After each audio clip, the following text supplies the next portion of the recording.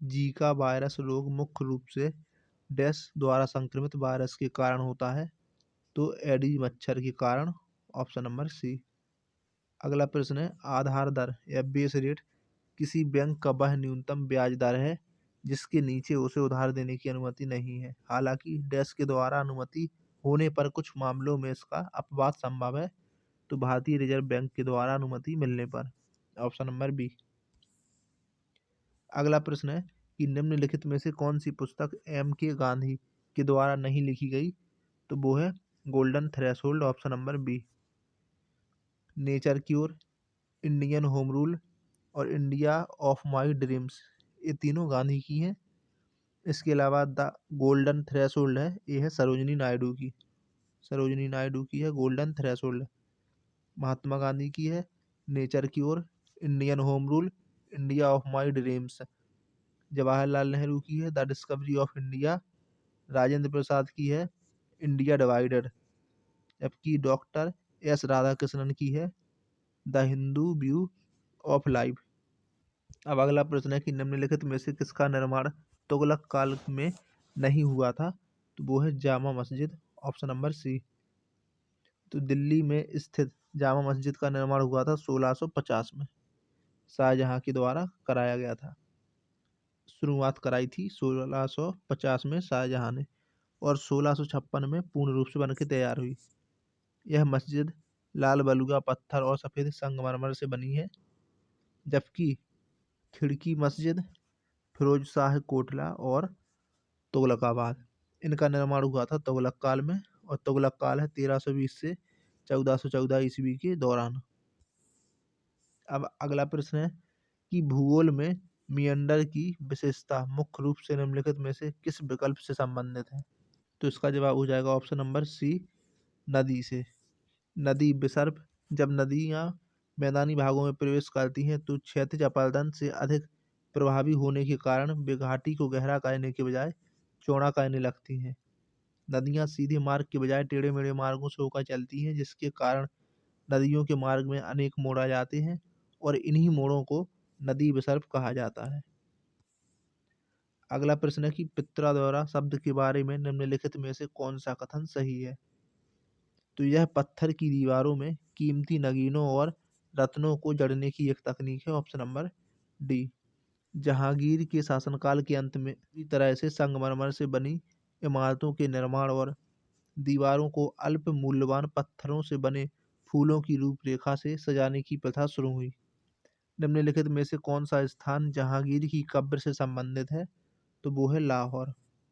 बाबर का मकबरा है काबुल में, हुमायूं का दिल्ली में, अकबर का सिकंदराबाद में, जहांगीर का लाहौर में, शाहजहां का आगरा में और औरंगजेब का है औरंगाबाद में। मोहनजोदड़ो की नृत्य करती लड़की की प्रतिमा किससे बनी थी। तो ये बनी थी कांसे से, ऑप्शन नंबर सी। इसकी ऊंचाई थी लगभग 4 इंच। मोहनजोदड़ो में पाई गई यह मूर्ति तत्कालीन ढलाई कला का एक उत्तम नमूना है। अगला प्रश्न है कि निम्नलिखित में से कौन सा युग्म सही सुमेलित नहीं है। तो वो है ऑप्शन नंबर सी, पाओलो रोजी, स्पेन, ऑप्शन नंबर सी। विभिन्न देशों से संबंधित खिलाड़ी। तो ब्राजील से संबंधित है पेले, डिएगो माराडोनो है अर्जेंटीना से संबंधित, काइलियन मबाप्पे है फ्रांस से संबंधित। जबकि पाओलो रोजी इटली के फुटबॉल खिलाड़ी हैं। 11वीं पंचवर्षीय योजना वर्ष इतने में समाप्त हुई। तो 2012 में। 11वीं पंचवर्षीय योजना का टाइम पीरियड है 2007 से 2012। भारत में किसी कर्मचारी के सेवानिवृत्ति लाभ और संबंधित मुद्दों के संबंध में ईपीएफओ का पूर्ण रूप क्या है। तो वो है employees provident fund organisation, option number B. Bharat के संविधान का भाग 5 संसद के संगठन, संरचना, अवधि, अधिकारियों, प्रक्रियाओं, विशेषाधिकारों, शक्तियों आदि से संबंधित है। संविधान के भाग 5 संसद के संगठन, संरचना, अवधि, अधिकारियों, प्रक्रियाओं, विशेषाधिकारों, शक्तियों आदि से संबंधित है। भाग 6 राज्य से संबंधित प्रावधान है इसमें। भाग 7, तो 7 में संशोधन अधिनियम 1956 द्वारा निरस्त कर दिया गया था। भाग 8, संघ राज्य क्षेत्र से संबंधित प्रावधान है। अगला प्रश्न है कि निम्नलिखित में से कौन सा युग्म सुमेलित है? तो तृतीय बौद्ध संगीति पाटलिपुत्र में। पहली हुई थी 483 ईसा पूर्व में, राजगृह, शासनकाल था अजातशत्रु का। दूसरी हुई 383 ईसा पूर्व में, वैशाली में, शासनकाल था कालाशोक का। तीसरी हुई 250 ईसा पूर्व में, पाटलिपुत्र में, उस समय शासक था अशोक। और चौथी हुई ईसवी की प्रथम शताब्दी में, कुंडलवन, कश्मीर में, शासक था कनिष्क। भारत का राष्ट्रीय मानवाधिकार आयोग एक स्वतंत्र वैधानिक निकाय है जिसकी स्थापना हुई थी 12 अक्टूबर 1993 को। NHRC, national human right commission, एक स्वतंत्र वैधानिक निकाय है जिसकी स्थापना मानव अधिकार संरक्षण अधिनियम 1993 के प्रावधानों के तहत 12 अक्टूबर 1993 को हुई थी, जिसमें अध्यक्ष और सदस्यों का कार्यकाल है 5 वर्ष या 70 वर्ष की आयु, जो भी पहले पूरी हो जाए। और इसमें एक अध्यक्ष और 5 पूर्णकालिक सदस्य होते हैं। अगला प्रश्न है कि डैश कम वायुमंडलीय दबाव का एक भूमध्यरेखीय क्षेत्र है जहां से पूर्वी हवाएं परिवर्तित होती हैं। तो डोलड्रम, ऑप्शन नंबर डी। 1984 में कांशीराम के नेतृत्व में बहुजन समाज पार्टी का गठन किया गया था। अगला प्रश्न है कि सामवेद को भारतीय डैश के प्राथमिक स्रोतों के में से एक माना जाता है।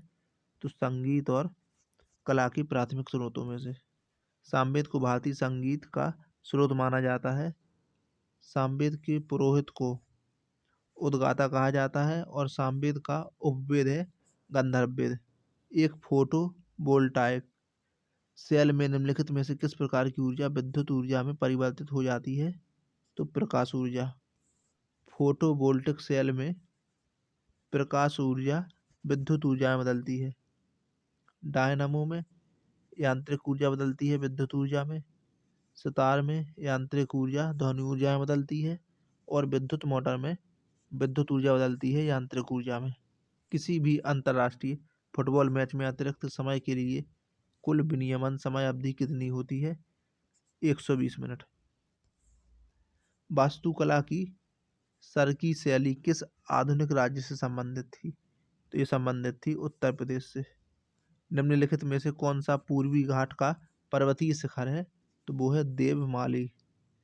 देवमाली भारत के उड़ीसा राज्य के कोरापुट जिले में पूर्वी घाट में स्थित एक ऊंचा पर्वत है जिसकी ऊंचाई है 1672 मीटर और यह उड़ीसा राज्य का सबसे ऊंचा पर्वत है।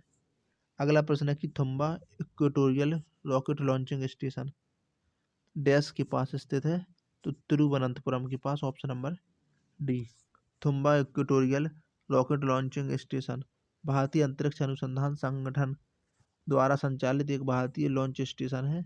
यह तिरुवनंतपुरम में स्थित है जो कि पृथ्वी की चुंबकीय भूमध्य रेखा के बहुत करीब है। इसे विक्रम साराभाई अंतरिक्ष केंद्र के रूप में भी जाना जाता है। भारतीय संगीत के संदर्भ में निम्नलिखित में से कौन सा एक राग नहीं है? तो वो है श्रृंगार, जबकि भैरवी, पूर्वी और हिंडोले तीनों राग हैं। रागों का नाम और उनकी विशेषता। तो राग मालकोस, तो इसे रात्रि के तीसरे पहर में गाया जाता है। राग भैरवी, तो भक्ति रस में इस राग का गायन प्रातः काल में किया जाता है। राग हिंडोल, तो यह बसंत ऋतु में प्रातः काल में गाया जाने वाला एक मधुर राग है। राग श्री, तो शरद ऋतु में सूर्यास्त के समय गाया जाने वाला मधुर राग। राग पूर्वी, तो यह सायंकाल के समय में गाया जाता है। निम्नलिखित में से कौन सा युग्म सुमेलित नहीं है? तो वो है कूका आंदोलन असम, क्योंकि कूका आंदोलन का संबंध है पंजाब के साथ। फरेजी आंदोलन बंगाल, मोपला विद्रोह मालाबार, कूका आंदोलन पंजाब और पालीगर विद्रोह कुर्नूल। भारत सरकार ने किस वर्ष में केंद्रीय ग्रामीण स्वच्छता कार्यक्रम की शुरुआत की? तो वर्ष 1986 में। अगला प्रश्न है कि डैश समिति भारत में चुनाव सुधारों से संबंधित है, तो वो है इंद्रजीत गुप्ता। अगला प्रश्न है कि नेफ्राइटिस एक चिकित्सा स्थिति है जो कि डैश को प्रभावित करती है, वृक्क किडनी को। अगला प्रश्न है कि ग्लूकोमीटर का उपयोग आमतौर पर अल्प रक्त शर्करा हाइपोग्लाइसीमिया रोगी के द्वारा मॉनिटर के रूप में किया जाता है। इंसुलिन अग्न्याशय के एक भाग लैंगरहैंस की द्वीपिकाओं के बीटा कोशिका के द्वारा स्रावित होता है। यह ग्लूकोज से ग्लाइकोजन बनने की क्रिया को नियंत्रित करता है। इंसुलिन के अल्प स्रावन से मधुमेह तथा अति स्रावन से हाइपोग्लाइसीमिया नामक रोग हो जाता है। अगला प्रश्न है कि मुगल साम्राज्य की आर्थिक प्रणाली के संदर्भ में पोलज शब्द किससे संबंधित है, तो सालाना खेती योग्य भूमि से, ऑप्शन नंबर बी। खादर और बांगर शब्द निम्नलिखित में से मृदा से संबंधित है, तो कछारी मृदा या एलुवियल सॉइल से। अगला प्रश्न है कि द शैडो लाइन्स नाम की पुस्तक के लेखक हैं अमिताभ घोष। अमिताभ घोष की पुस्तक है the shadow lines. Amish Tripathi की पुस्तक है मेलुहा की मृत्युंजय। अरुंधति राय की पुस्तक है the God of small things. Ravish Kumar की पुस्तक है द फ्री वॉइस। ऐतिहासिक सीढ़ीदार कुआं या जिसे बावली भी कहा जाता है, अग्रसेन की बावली कहाँ पर स्थित है, तो ये है दिल्ली में, ऑप्शन नंबर बी। 2012 में भारतीय डाक के द्वारा अग्रसेन की बावड़ी पर डाक टिकट जारी किया गया। भारतीय पुरातत्व सर्वेक्षण तथा अवशेष अधिनियम 1958 के तहत भारत सरकार द्वारा संरक्षित है और इस बावड़ी का निर्माण किया गया था लाल बलुआ पत्थर से। 1991 में शुरू किया गया व्यास सम्मान डैश में उत्कृष्ट साहित्यिक कार्य के लिए प्रदान किया जाता है, तो हिंदी भाषा में। वर्ष 1991 में शुरू किया गया था और पहला व्यास सम्मान वर्ष 1991 में रामविलास शर्मा की कृति भारत के प्राचीन भाषा परिवार और हिंदी के लिए दिया गया था। अगला है प्रश्न कि निम्नलिखित में से कौन सा युग्म सही सुमेलित नहीं है, तो इसका जवाब हो जाएगा भीमबेटका छत्तीसगढ़। बाकी हम्पी कर्नाटक, कोणार्क उड़ीसा और फतेहपुर सीकरी उत्तर प्रदेश, ये तीनों सुमेलित हैं। भीमबेटका है मध्य प्रदेश में, ना कि छत्तीसगढ़ में।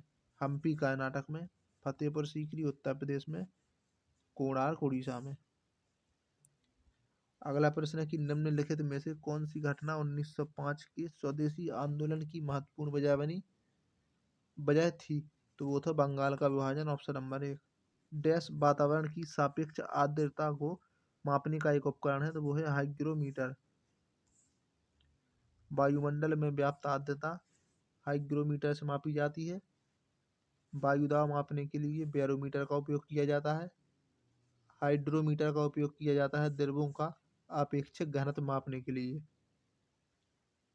और एनीमोमीटर का उपयोग किया जाता है हवा की शक्ति या गति को मापने के लिए। अगला प्रश्न है कि 11 दिसंबर 1901 को स्थापित कमीशन की गई डिगबोई तेल रिफाइनरी भारत की सबसे पुरानी कार्यरत रिफाइनरी है और दुनिया की सबसे पुरानी कार्यरत रिफाइनरियों में से एक है। यह है असम में, ऑप्शन नंबर बी। 11 दिसंबर 1901 को स्थापित की गई डिगबोई तेल रिफाइनरी भारत की सबसे पुरानी कार्यरत रिफाइनरी है। यह असम राज्य में स्थित है, तिनसुकिया जिले में।